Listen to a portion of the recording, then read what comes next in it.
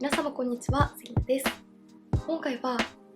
9月1日リニューアルスックのザ・ファンデーションとザ・ルースパウダーをご紹介していきます。SNS でも人気のスックのユキチファンデーションがついにリニューアルということで、こちらの動画ではリニューアル前のタイプとリニューアル後のアイテムの違いについてはもちろん、ザ・ファンデーションを指塗りで仕上げた場合とスックのファンデーションブラシで仕上げた場合の違いについてをそれぞれご紹介していきますので、仕上がりや質感、そして4時間後のマスク崩れについてなど少しでも参考になれば嬉しいです。そしてこちらのザ・ファンデーションと同時に発売されたスック史上最高峰のルースパウダーというこちらのザ・ルースパウダーも合わせてご紹介していきます。またこちらのチャンネルでは他にも新作のコスメを中心にご紹介しておりますので、気になった方はぜひチャンネル登録して動画もチェックしていただけたら嬉しいです。それでは早速始めていきます。今回ご紹介していくのはこちら、スックザ・ファンデーション。大人に必要な端正なベースメイクをうっとりとコクのあるツヤで心地よく表現するクリームファンデーション。これがスックのツヤの最先端。カバー力を高め、肌にフィット。美しい仕上がりを長時間キープ。時間すらツヤめきに変える。トップ、ミドル、ラストのツヤ3変化。13種の日本産美容エキスを配合。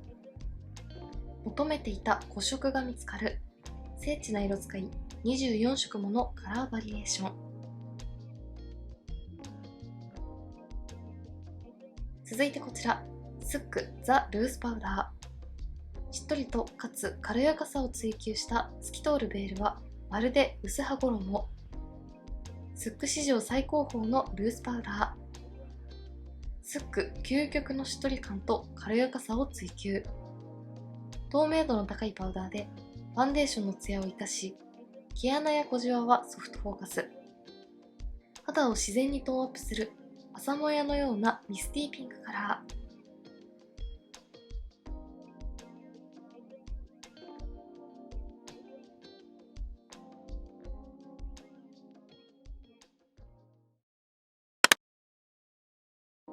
それでは早速、今回の新作ファンデーション、ザ・ファンデーションとリニューアル前の人気ファンデーション、ザ・クリームファンデーションを半眼ずつに塗ってみて、今回のリニューアルでどんな感じに変化したのか見ていきたいと思います。まずパッケージもこんな感じで、以前とは全く違ったデザインになっています。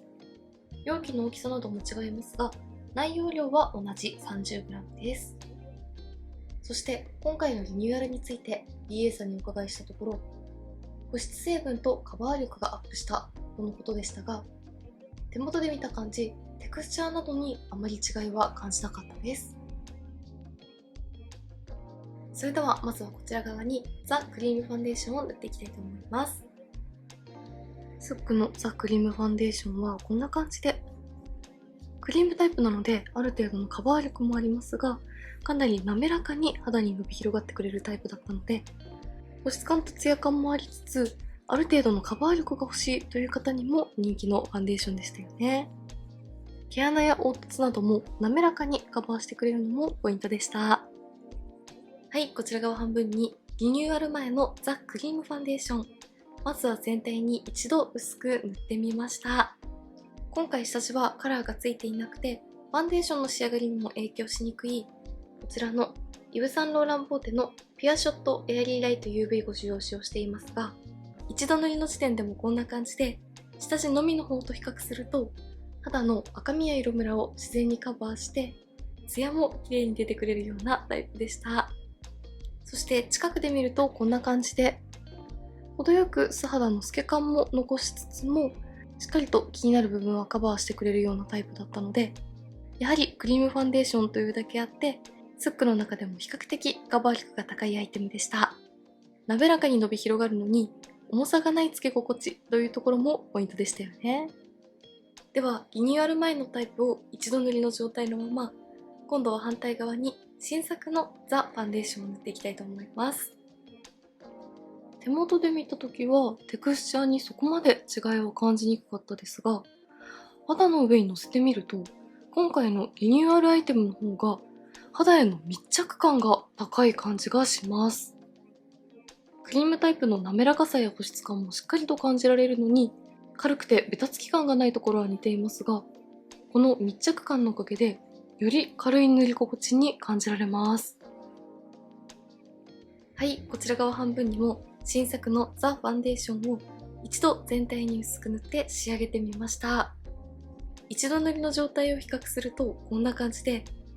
どちらも気になる赤みや色ムラなどを自然にカバーしつつも、重さのない素肌の透け感を残してくれているようなカバー力についてはだいたい同じくらいですが、リニューアル後のザ・ファンデーションの方が肌への密着感が高くなったように感じるからか、肌全体がよりつるんとしたツヤ肌に仕上がっているような感じがする分、この滑らかなツヤの効果で少しだけカバー力がアップしているように感じます。ただ近くで見るとこんな感じで、どちらも程よく素肌の透け感が残っているので、一度塗りの時点ではファンデーション自体のカバー力にはあまり違いを感じないような状態です。そして質感としても滑らかで伸びが良く、保湿感をしっかりと感じられるタイプなところは変わっていませんでしたが、実際に肌の上にのせてみると、リニューアル後の方がより軽く肌への密着感がいいように感じました。ではそれぞれ気になる部分に何度かしっかりと重ねて仕上げていきたいと思います。まずはリニューアル前のザ・クリームファンデーションです。重ねてもスッと綺麗に馴染んでいってくれます。気になるニキビ跡などもコンシーラーなしで完全にカバーするというほどではないですが、重ねていくとこんな感じである程度のカバーはしてくれるタイプでした。続いて新作のザ・ファンデーションです。やはりリニューアル後は伸びも良く保湿感もあるようなクリームテクスチャーはそのままに、さらに馴染みが早くなって密着感がアップした感じがするので、重ねていくとこんな感じでよりつるんとしたツヤ感がアップしていきます。もう絶妙なつるんと感がとても綺麗ですね。リニューアル前のタイプの良さをそのままに、さらに使いやすくなった感じがするテクスチャーです。そして気になるニキビ跡などのカバーもこんな感じで、ファンデーション自体のカバー力がかなりアップしたという感じではないですが、密着感がアップした分、下に塗っているファンデーションと上から塗っているファンデーションが密着して気になる部分をしっかりとカバーしていってくれている感じです。重ねるとつるんとかも増していくので、毛穴もより気にならなくなっていきます。はい、こちら側がリニューアル前、こちら側がリニューアル後で、それぞれ何度かしっかりと気になる部分に重ねて仕上げてみました。まずこのくらいの距離で見ても、どちらも気になる部分はある程度しっかりとカバーしてくれているようなカバー力や、滑らかで綺麗なツヤ肌に仕上がっているけれど、ツヤツヤしすぎない、やりすぎ感のない大人のツヤ肌というところはよく似ていますが、やはり今回のリニューアル後のアイテムの方が毛穴や凹凸をつるんとカバーしてくれているような、つるんとしたツヤ感がよりアップしているように感じました。そして近くで見てもこんな感じで、両方とも綺麗に重ねても厚みが出ることもなく、カバー力もあるけれど自然なイメージに仕上がっていますが、やはりリニューアル後の方が肌への密着感が高まった分、何度か重ねていくことでファンデーション同士が密着して肌の気になる部分をしっかりとカバーしてくれている感じがしました。それぞれアップで比較するとこんな感じです。どちらもとても綺麗な仕上がりですが、肌への密着感とつるんと感の違いが分かりやすいと思います。はい、外の自然光で撮影しています。やはりどちらもカバー力は大体同じくらいで、滑らかなツヤがとても綺麗ですが、自然光で見るとよりリニューアル後の毛穴を感じさせないつるんとしたツヤ感が分かりやすいと思います。とても綺麗な仕上がりですよね。やはり今回のリニューアルは一度塗りの時点で感じたように、リニューアル前のテクスチャーや塗り心地、仕上がりなどの良さはそのままに、密着感と軽さ、そしてつるんとしたツヤ感という仕上がりが加わって、リニューアル前のアイテムのイメージのまま、さらに良さがプラスされたという感じだったので、個人的にはとてもいいリニューアルだったんじゃないかなと思います。今回のリニューアルでよりすっくらしい滑らかなツヤ肌だけれどやりすぎ感のない大人のツヤ肌という感じがアップしたように感じます。そしてカラーについてはどちらも同じ020というイエローベージュオークル系の中で一番明るいカラーを使用していますが、リニューアル前とリニューアル後を比較しても色出しについては変化を感じなかったので、カラーもそのまま継続して使えると思います。そして香りについてもリニューアル前もリニューアル後も原料のような香りがほんのりとする程度なので、香りが苦手な方にも引き続き問題なく使っていただきやすいと思います。それではこの上にザ・ファンデーションと同時に発売されたこちらのザ・ルースパウダーを重ねていきたいと思います。こちらはスック史上最高峰のしっとりルースパウダーということで、とても注目度の高いアイテムですよね。こんな感じの大きめのパフがセットになっているので、今回はこちらの付属のパフを使って塗っていきたいと思います。手元で見た時もパウダーとは思えないほどのしっとり感と肌への馴染みの速さがものすごく綺麗だなと思いましたが、パフで塗ってもこんな感じで結構しっかりとパフにパウダーを取って塗ってみましたが、ミスティーピンクのカラーで自然にトーンアップはされているので、パウダーはある程度塗ったのかなと思いますが、ファンデーションの滑らかなツヤが全然消えていないのと、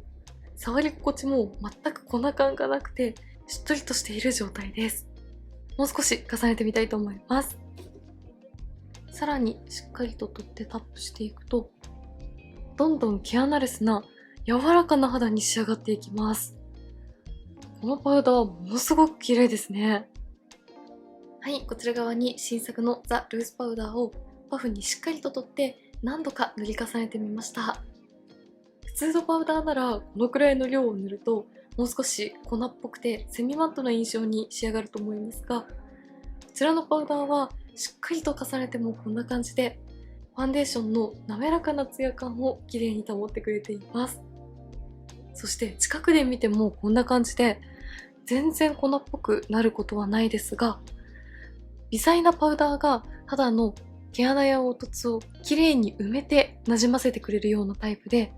毛穴レスなふんわりと柔らかい肌を演出してくれます。肌を自然にトーンアップするミスティーピンクのカラーがついているということで、何度かしっかりとパフで塗り重ねても白浮きしてしまうほどではないですが、ほんのりと柔らかさとトーンアップ感を叶えてくれています。そして何よりも触り心地がものすごく良くて、しっかりと塗り重ねていくとファンデーションの油分感は抑えられたような感じがしましたが、粉っぽくパサパサになってしまうということはなく、柔らかくてもっちりとした触り心地に整えてくれます。これからの季節、フェイスパウダーを塗るとパウダーによる乾燥や粉っぽくなってしまうのが苦手という方にもかなり使いやすいと思います。フェイスパウダーを塗った後なのに、このスキンケアのような柔らかい塗り心地を保っているところがものすごくいいなと感じました。パウダーありなしの状態をそれぞれアップで比較するとこんな感じの違いです。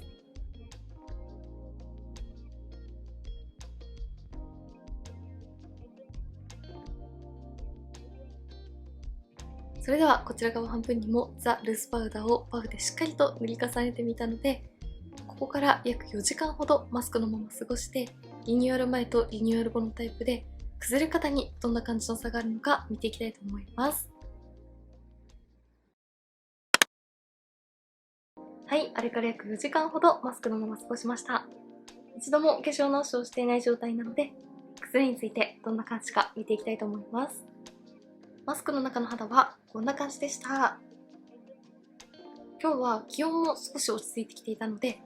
4時間の間にあまり汗はかかなかったですが、どうしてもファンデーションもパウダーもしっとりとした高保湿タイプだったからか、まだ今の時期だと皮脂が気になる肌タイプの私にはリニューアル前もリニューアル後もだいたい同じくらい全体的にテカリが出てくるのが気になりました。ただアップで比較するとこんな感じで、リニューアル前は若干こういった部分にマスクの摩擦によるファンデーションのハゲが気になりますが、リニューアル後はこんな感じで摩擦による崩れに強くなっているなと感じたのと、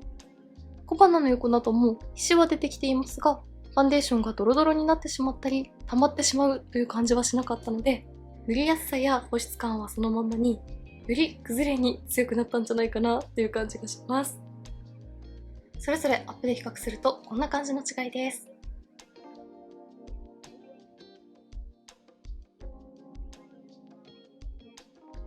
ただ崩れ方の違いはそこまで大きな変化はなかったなという感じがしましたが、マスクへの色移りはこんな感じで、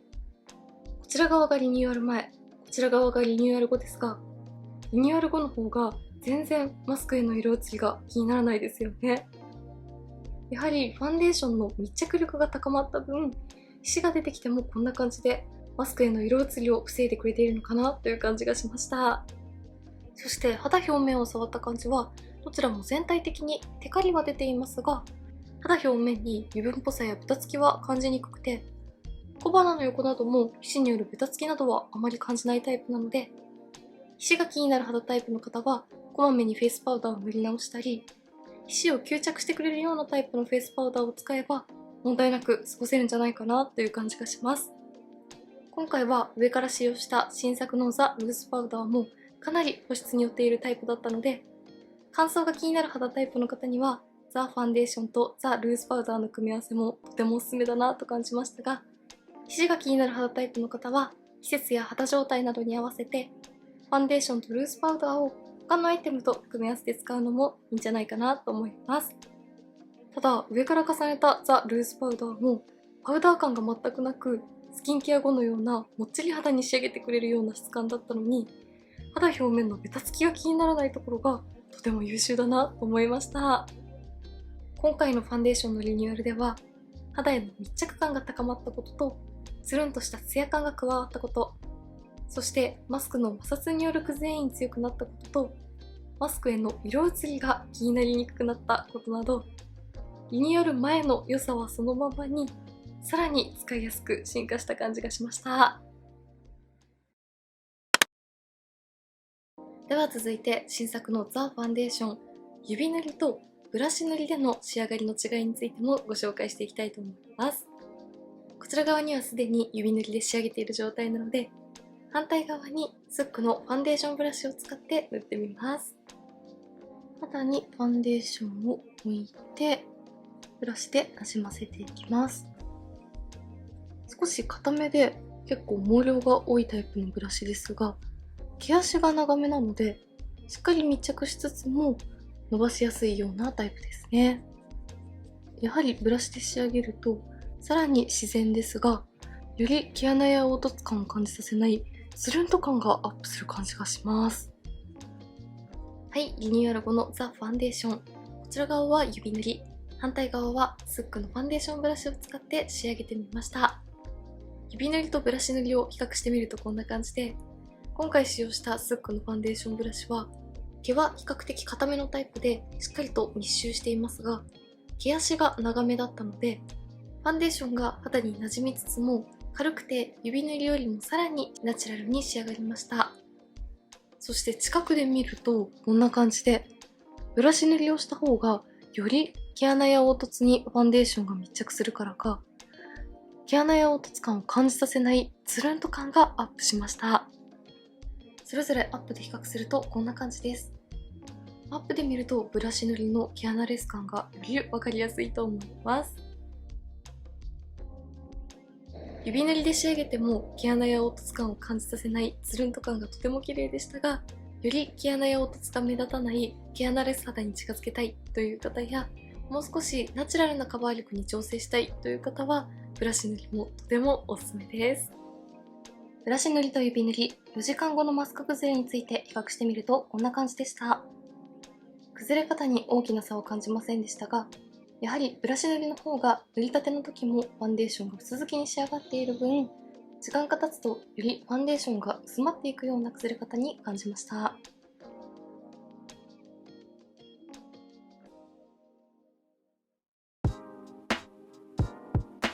い、ではこんな感じで9月1日にリニューアルをしたスックのザ・ファンデーション、